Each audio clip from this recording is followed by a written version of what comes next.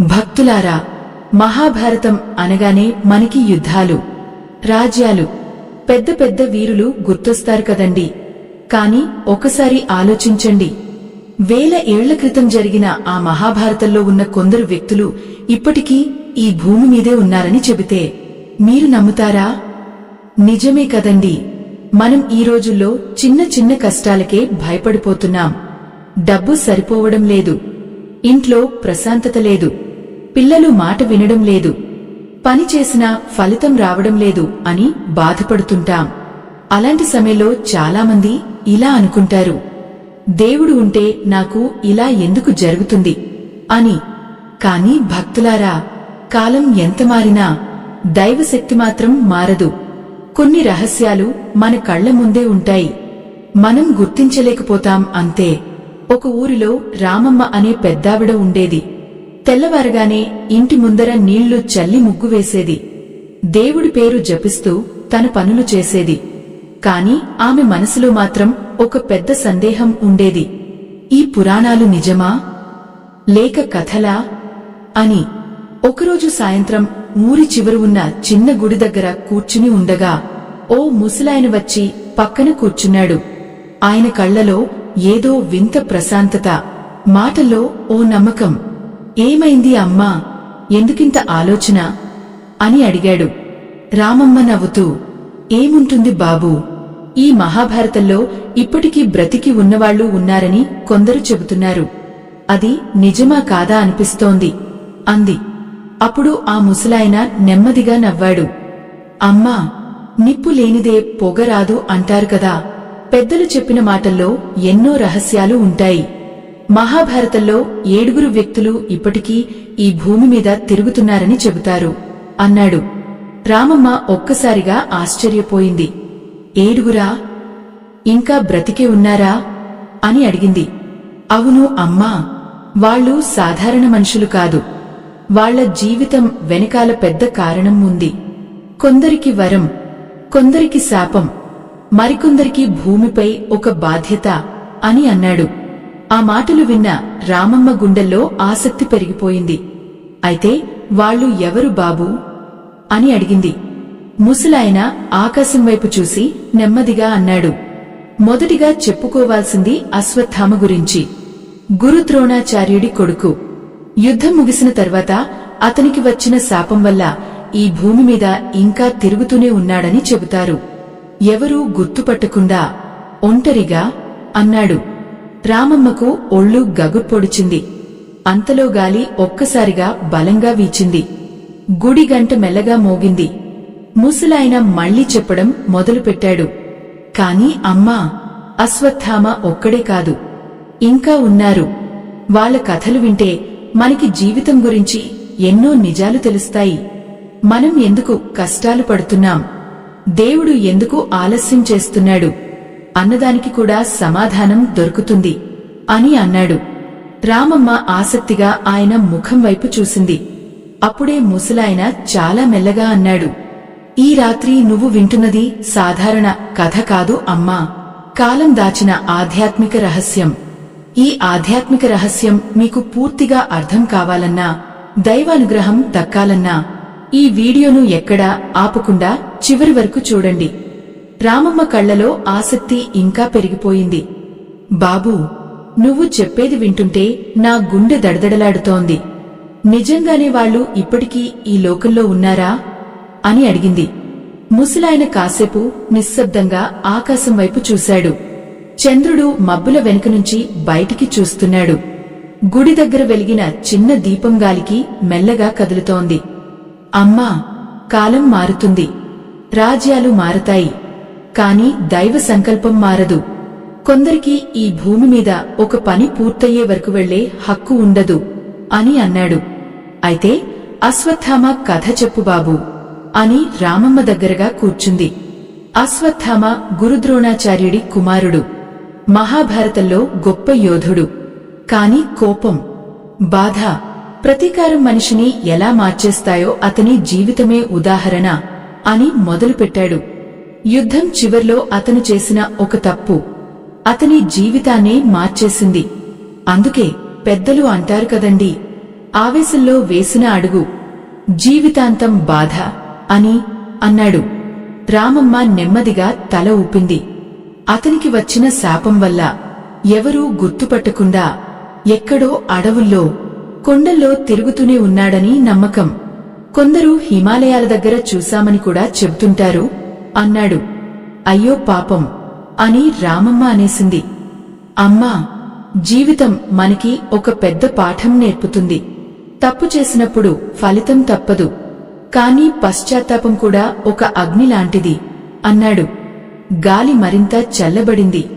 దూరంలో కుక్క మొరిగిన శబ్దం వినిపించింది. ఇప్పుడు రెండో వ్యక్తి గురించి చెబుతా అని ముసలాయన కాసేపు నవ్వాడు. అతను ఎవరో తెలుసా? మహాబలుడు హనుమంతుడు అన్నాడు. రామమ్మ ఒక్కసారిగా చేతులు జోడించింది. రాముడి సేవకుడు హనుమంతుడా అని ఆశ్చర్యంగా అడిగింది. అవునమ్మా, మహాభారతంలో కూడా ఆయన పాత్ర ఉంది. భీముడికి అన్నయ్యలాంటివాడు. అర్జునుడి రథంపై ఉన్న జెండాలో కూడా హనుమంతుడే ఉన్నాడని చెబుతారు అన్నాడు. ఇప్పటికీ ఆయన ఈ భూమి మీదే ఉన్నాడని, ఎక్కడైనా నిజమైన భక్తి ఉంటే అక్కడికి వస్తాడని నమ్మకం అని చెప్పాడు. రామమ్మ కళ్లలో నీళ్లు మెరుస్తున్నాయి. అంటే మనం ఆయనను చూడగలమా బాబూ అని అడిగింది. ముసలాయన చిన్నగా నవ్వాడు. అమ్మా, దేవుడిని కళ్లతో చూడటం కంటే మనసుతో అనుభవించడం గొప్పది. ఎప్పుడైనా పెద్ద కష్టం వచ్చినప్పుడు ఎవరో ఒకరు వచ్చి మనకి సహాయం చేసి మాయం అయిపోయారనిపించిందా? చాలామంది దాన్ని హనుమంతుడి కరుణ అంటారు అన్నాడు. అది విన్న రామమ్మకు ఒక పాత సంఘటన గుర్తొచ్చింది. ఒకసారి ఆమె కొడుకు అనారోగ్యంతో ఆసుపత్రికి వెళ్తున్నప్పుడు మధ్యలో డబ్బులు లేక ఇబ్బంది పడగా ఒక అపరిచితుడు వచ్చి సహాయం చేసి తర్వాత ఎక్కడో కనిపించకుండా వెళ్లిపోయాడు. అయ్యో, నిజమేనా బాబూ అని ఆశ్చర్యంగా అడిగింది. మనకి తెలియని ఎన్నో దైవ సహాయాలు ఉంటాయి అమ్మా అన్నాడు.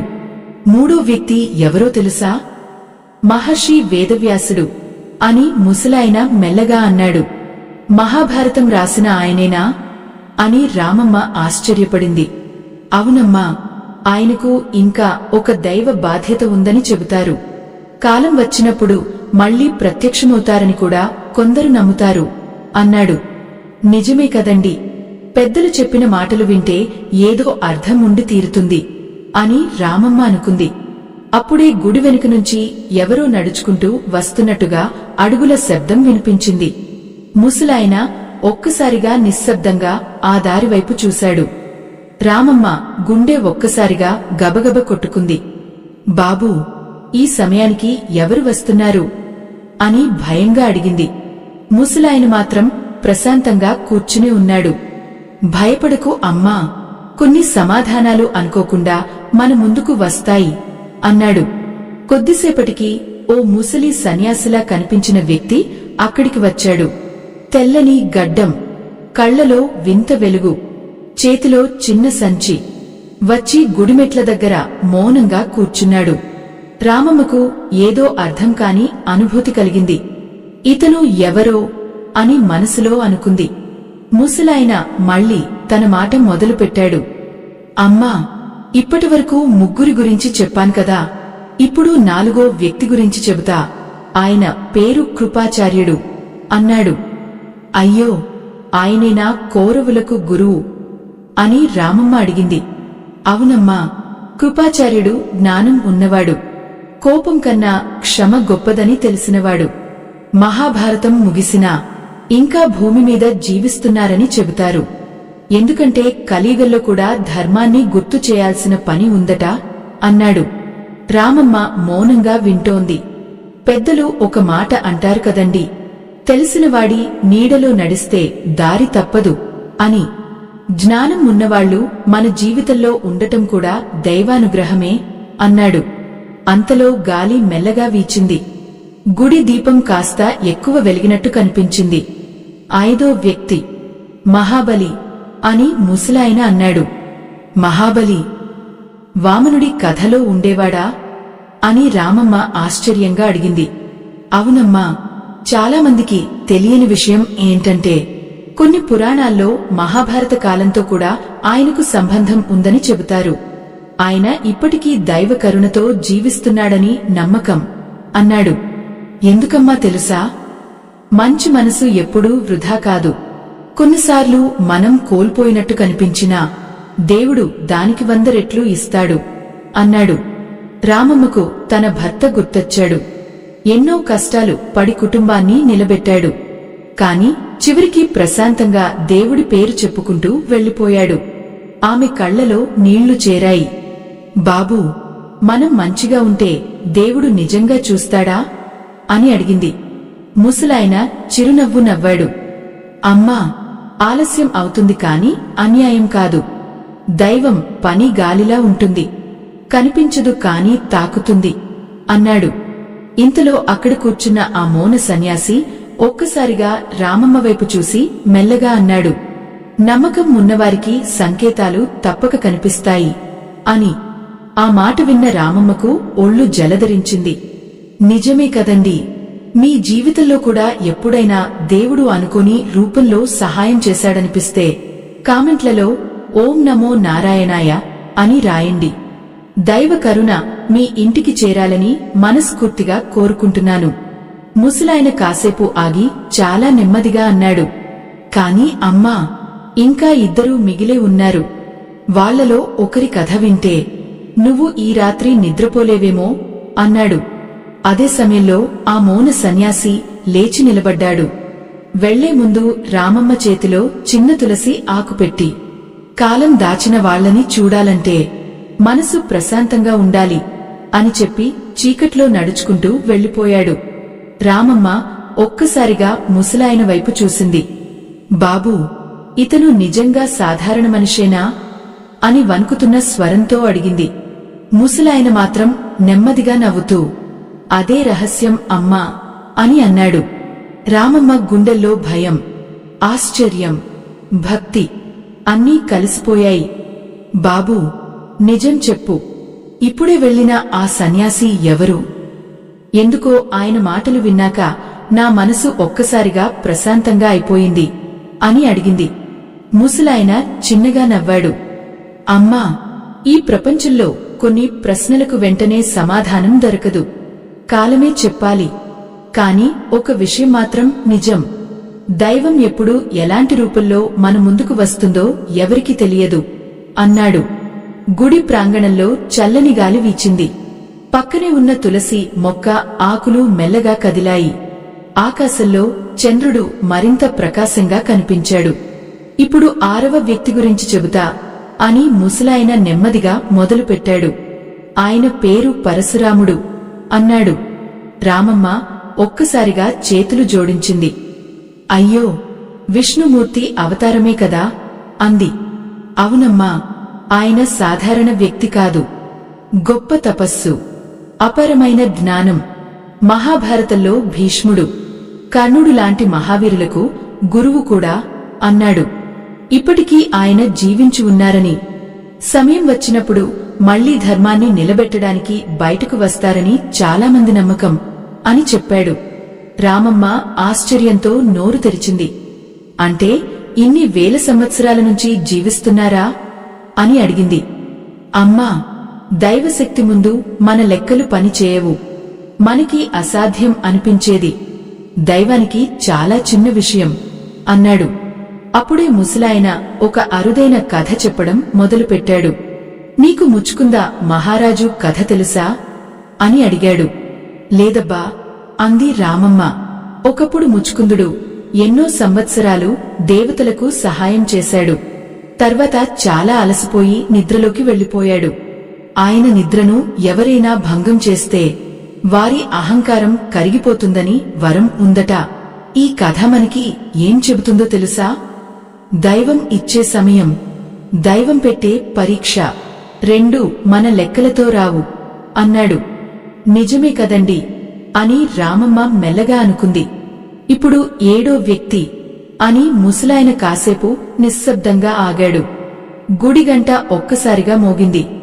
ఆయన పేరు విభీషణుడు అని అన్నాడు. అయ్యో, రామాయణంలో రావణుడి తమ్ముడా అని రామమ్మ ఆశ్చర్యంగా అడిగింది. అవునమ్మా, కాని కొన్ని పురాణాల్లో మహాభారత కాలం వరకు ఆయన దైవ సేవలో ఉన్నారని చెబుతారు. ఇప్పటికీ ధర్మాన్ని కాపాడే బాధ్యతతో జీవిస్తున్నాడని నమ్మకం అన్నాడు. రామమ్మ చాలా లోతుగా ఊపిరి తీసుకుంది. బాబూ, అంటే ఈ భూమి మీద ఇప్పటికీ దైవ రహస్యాలు తిరుగుతున్నట్టేనా అని అడిగింది. అమ్మా, దేవుడి ప్రపంచం మన కళ్ళకి కనిపించేదానికంటే చాలా పెద్దది అన్నాడు. అంతలో రామమ్మ చేతిలో ఉన్న తులసి ఆకునుంచి వింత పరిమళం రావడం మొదలైంది. ఆమె ఒక్కసారిగా ఆశ్చర్యపోయింది. ఇది ఎలా బాబూ అని అడిగింది. ముసలాయన ఆమె వైపు చూసి నవ్వుతూ, కొన్ని సంకేతాలు నమ్మిన వాళ్లకే కనిపిస్తాయి అమ్మా అన్నాడు. మీకు ఈ కథలో భక్తి, ఆధ్యాత్మికత నచ్చితే, మన ఛానల్కు తోడుగా ఉండాలని అనిపిస్తే కింద ఉన్న స్కానర్ ద్వారా మీకు తోచిన చిన్న సహాయం చేయండి తల్లి. మీ ఆశీర్వాదమే మాకు పెద్ద బలం. ఆ రాత్రి ముగిసేలోపే రామమ్మ జీవితాన్ని మార్చే ఇంకో నిజం బయటపడబోతోందని ఆమెకు మాత్రం ఇంకా తెలియదు. రామమ్మ చేతిలో ఉన్న తులసి ఆకునుంచి వస్తున్న పరిమళం ఇంకా పెరుగుతూనే ఉంది. ఆమెకు ఏదో అర్థం కాని ప్రశాంతత కలిగింది. ఇన్నేళ్లుగా గుండెల్లో దాచుకున్న భయాలు ఒక్కొక్కటిగా కరిగిపోతున్నట్టుగా అనిపించింది. బాబూ, నువ్వు చెప్పిన ఈ 7 కథ వింటుంటే మనం అనుకునేదానికంటే ఈ ప్రపంచంలో ఎన్నో రహస్యాలు ఉన్నాయనిపిస్తోంది అని రామమ్మ నెమ్మదిగా అంది. ముసలాయన తల ఊపాడు. అమ్మా, నిజమైన రహస్యాలు కళ్ళకి కనిపించవు, మనసుకి తెలుస్తాయి. అందుకే పెద్దలు అంటారు కదండి, నమ్మిన చోటే నారాయణుడు ఉంటాడు అని అన్నాడు. గుడి చుట్టూ చీకటి కాస్త మరింత గాఢంగా మారింది. కాని గుడిలోపల వెలిగిన చిన్న దీపం మాత్రం ఇంకా ప్రకాశంగా కనిపిస్తోంది. ఎక్కడో దూరంగా కోయిల అరుపు వినిపించింది. అమ్మా, ఇప్పటివరకు నేను చెప్పింది విన్నాక నీకు ఒక సందేహం రావచ్చు అని ముసలాయన అన్నాడు. ఏంటి బాబూ అని రామమ్మ అడిగింది. ఇంతమంది ఇప్పటికీ బ్రతికే ఉంటే మనకి ఎందుకు కనిపించరు, ఎందుకు బయటికి రావు అని ప్రశ్నించాడు. రామమ్మ ఒక్కసారిగా తల ఊపింది. అవునబ్బా, అదే నా మనసులో ఉంది అంది. ముసలాయన నెమ్మదిగా నవ్వాడు. అమ్మా, ప్రతి దైవ రహస్యానికి ఒక సమయం ఉంటుంది. మొక్క నాటిన వెంటనే పండు రాదు కదా, అలాగే దైవ సంకల్పం కూడా తన సమయం చూసుకుంటుంది అన్నాడు. నీకు ఒక అరుదైన విషయం చెబుతా, చాలామందికి తెలియదు అని దగ్గరగా కూర్చున్నాడు. ఒకప్పుడు దక్షిణంలో ఉన్న ఓ చిన్న ఆశ్రమంలో ఒక వృద్ధుడు ఉండేవాడట. ఎవరితో ఎక్కువగా మాట్లాడేవాడు కాదు. కాని అతను ఆశ్రమానికి వచ్చిన వాళ్ల బాధలు చెప్పకుండానే తెలుసుకునేవాడట. ఎవరికైనా కష్టం ఉంటే కొండవైపు వెళ్లి ప్రశాంతంగా కూర్చో, నీకు సమాధానం దొరుకుతుంది అని మాత్రమే చెప్పేవాడట అన్నాడు. రామమ్మ ఆసక్తిగా వింటోంది. ఒకరోజు ఓ యువకుడు తన జీవితంలో అన్నీ కోల్పోయి ఏడుస్తూ అతని దగ్గరికి వెళ్లాడట. అప్పుడు ఆ వృద్ధుడు అతని భుజంపై చేయివేసి, నువ్వు ఒంటరివి కాదు అని అన్నాడట. ముసలాయన స్వరం కాస్త ముదువైంది. ఆ మాట విన్న తర్వాత ఆ యువకుడి జీవితం పూర్తిగా మారిపోయిందట. కొన్నేళ్ల తర్వాత అతను మళ్లీ ఆ ఆశ్రమానికి వెళ్లి, ఆ మహానుభావుడు ఎక్కడా అని అడిగితే అక్కడ వాళ్లు చెప్పారట, అయ్యా, ఇక్కడ అలాంటి వ్యక్తి ఎవరూ ఉండరు. నువ్వు చెప్పేది ఎన్నేళ్ల క్రితం కనిపించకుండా వెళ్లిపోయిన ఓ మహాత్ముడి పోలికలా ఉంది అని అన్నాడు. రామమ్మ కళ్లలో ఆశ్చర్యం. అంటే వాళ్లలో ఎవరో అయి ఉంటారా అని మెల్లగా అడిగింది. ముసలాయన కాసేపు నిశ్శబ్దంగా ఉన్నాడు. అమ్మా, కొన్ని ప్రశ్నలకు మనసే సమాధానం చెప్పాలి అన్నాడు. అంతలో గుడిలోపల నుంచి పూజారి బయటికి వచ్చాడు. రామమ్మను చూసి ఆశ్చర్యంగా అన్నాడు. అమ్మా, నువ్వు ఇంత రాత్రి ఇక్కడే ఉన్నావా? ఎవరితో మాట్లాడుతున్నా అని అడిగాడు. రామమ్మ నవ్వుతూ పక్కనే ఉన్న ముసలాయన వైపు చూపించింది.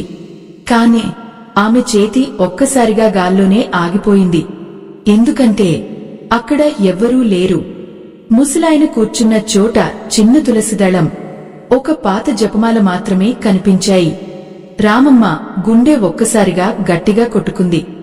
అయ్యో, ఇంతసేపు నాతో మాట్లాడింది నిజంగా ఎవరు అని ఆమె వణుకుతున్న స్వరంతో అనుకుంది. పూజారి కూడా ఆశ్చర్యంగా రామమ్మ వైపు చూశాడు. ఏమైంది అమ్మా? నువ్వు బాగానే ఉన్నావా అని అడిగాడు. రామమ్మ చేతిలో ఉన్న తులసి ఆకు పక్కనే పడిన పాత జపమాల చూపించింది. ఇప్పటివరకు ఒక ముసలాయన ఇక్కడ కూర్చుని నాతో మాట్లాడాడు బాబూ. మహాభారతంలో ఇప్పటికీ జీవించి ఉన్న 7 గురించి చెప్పాడు. నేను ఇంతసేపు ఆయనతోనే ఉన్నాను అంది. పూజారి ఒక్కసారిగా నిశ్శబ్దంగా మారిపోయాడు. ముసలాయనా అని మెల్లగా అడిగాడు. అవును బాబూ, చాలా ప్రశాంతంగా మాట్లాడాడు.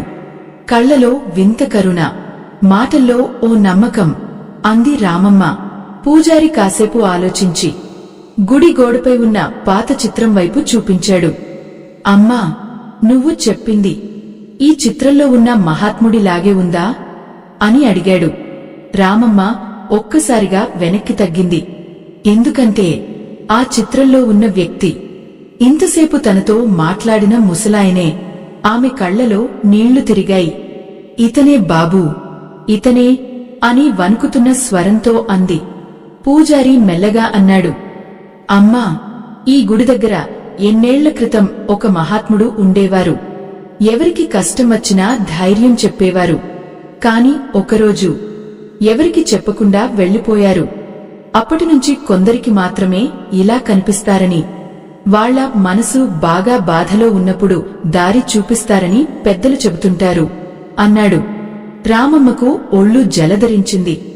అంటే నేను చూసింది అని మాట ఆపేసింది. పూజారి నవ్వాడు. అమ్మా, కొన్ని విషయాలు అర్థం చేసుకోవడానికి కాదు, అనుభవించడానికి అన్నాడు. ఆ రాత్రి ఇంటికి వెళ్తూ రామమ్మ మనసులో ఒక్కటే మాట తిరుగుతోంది. దైవం కనిపించకపోయినా దగ్గర్లోనే ఉంటుంది అని. మరుసటి రోజు నుంచి రామమ్మ జీవితం పూర్తిగా మారిపోయింది. చిన్న చిన్న బాధలకి ఏడవడం తగ్గించింది. దేవుడిని అడగడం కంటే నమ్మడం మొదలుపెట్టింది. ఇంట్లో వాళ్లతో ప్రేమగా మాట్లాడేది. ఉదయం లేస్తూనే ఒక మాట అనేది, ఏది జరిగినా దేవుడు నాతోనే ఉన్నాడు అని. నిజమే కదండి, మన జీవితంలో కూడా కొన్నిసార్లు అనుకోని వ్యక్తులు వచ్చి ఒక మాటతో మన బాధ తగ్గిస్తారు, దారి చూపిస్తారు. తర్వాత మళ్లీ కనిపించరు. వాళ్ళు ఎవరో మనకి తెలియదు, కాని ఆ సహాయం మాత్రం జీవితాంతం గుర్తుంటుంది. మహాభారతంలో ఇప్పటికీ జీవించి ఉన్నారని చెప్పే ఆ 7 మనకి ఒక పెద్ద పాఠం చెబుతారు. శక్తి ఉన్నవాడికి బాధ్యత ఉండాలి, తప్పు చేసినవాడికి పశ్చాత్తాపం ఉండాలి, మంచి చేసినవాడికి దైవం తోడు ఉంటుంది. ముఖ్యంగా నమ్మకం కోల్పోవద్దు. మనం కళ్లతో చూడలేకపోయినా భక్తి ఉన్న చోట దైవ సంకేతాలు తప్పక ఉంటాయి. కష్టం ఎంత పెద్దదైనా మనసు ధైర్యంగా ఉంటే దారి కనిపిస్తుంది. క్లైమాక్స్ కి ముందు ఒక చిన్న మనవి తల్లి, మా కథలు మీ మనసుని తాకుతున్నాయనిపిస్తే మీకు తోచిన చిన్న సహాయం స్కానర్ ద్వారా చేయండి. మీ ప్రేమ, మీ ఆశీర్వాదం మాకు ఇంకా మంచి ఆధ్యాత్మిక కథలు తీసుకురావడానికి బలం ఇస్తాయి. ఈ కథ మనకి చెప్పే నీతి ఒక్కటే, దైవం ఎప్పుడూ మనని వదిలిపెట్టదు. కొన్నిసార్లు మనిషి రూపంలో వస్తుంది, కొన్నిసార్లు ఒక మాటలో కనిపిస్తుంది, ఇంకొన్నిసార్లు మనసుకి ధైర్యంగా మారుతుంది. అందుకే పెద్దలు అంటారు కదండి, నమ్మకం ఉన్న ఇంట్లోనే లక్ష్మి నిలుస్తుంది అని. ఈ ఆధ్యాత్మిక ప్రయాణం ఇక్కడితో ముగిసిపోయింది. స్వస్తి.